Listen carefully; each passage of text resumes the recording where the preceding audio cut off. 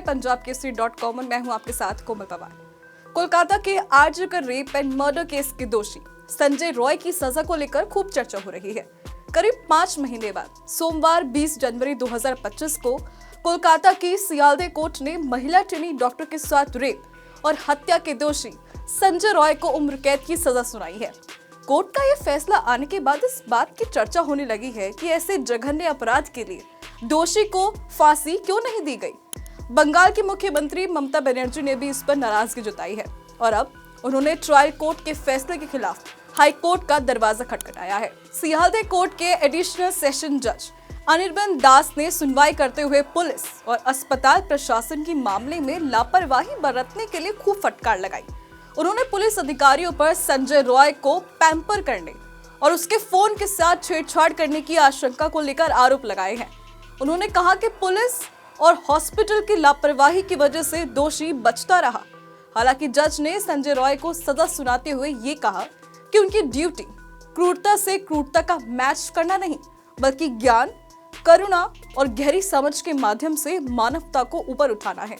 उन्होंने कहा कि हमें आंख के बदले आंख, दांत के बदले दांत, नाखून के बदले नाखून या जान के बदले जान की पुरानी प्रवृत्ति से ऊपर उठना होगा।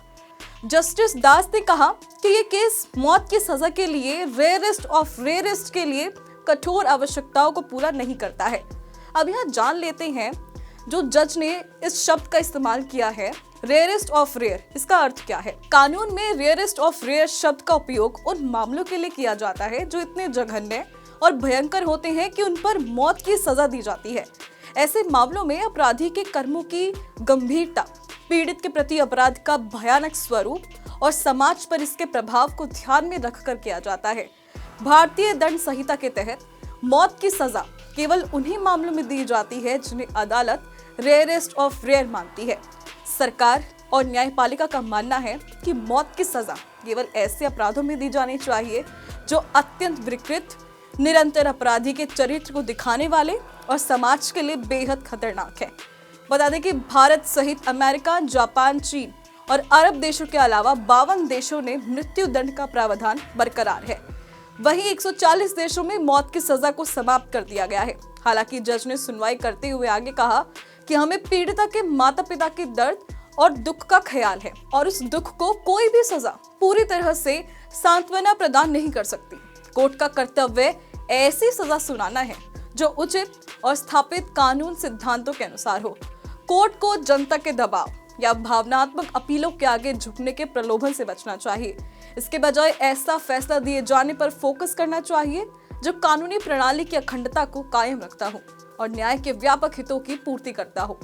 कोर्ट ने कहा कि हम जानते हैं कि अपराध बहुत क्रूर और बर्बरतापूर्ण था, लेकिन ये ऐसा मामला नहीं था जिसमें मौत की सजा दी जा सके, क्योंकि ये रेयर ऑफ रेयरेस्ट की श्रेणी में नहीं आता है।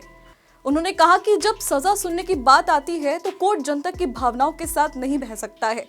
जज ने आगे कहा कि न्यायपालिका की प्राथमिक जिम्मेदारी कानून के शासन को लागू करना और सबूतों के आधार पर न्याय सुनिश्चित करना है, न कि जनता की भावनाओं के आधार पर। यह सबसे ज्यादा महत्वपूर्ण है कि कोर्ट सिर्फ ट्रायल के दौरान प्रस्तुत किए गए सबूतों को ध्यान में रखकर अपनी निष्पक्षता बनाए रखे, न कि जनता की राय और इमोशनल रिएक्शंस के साथ बह जाए।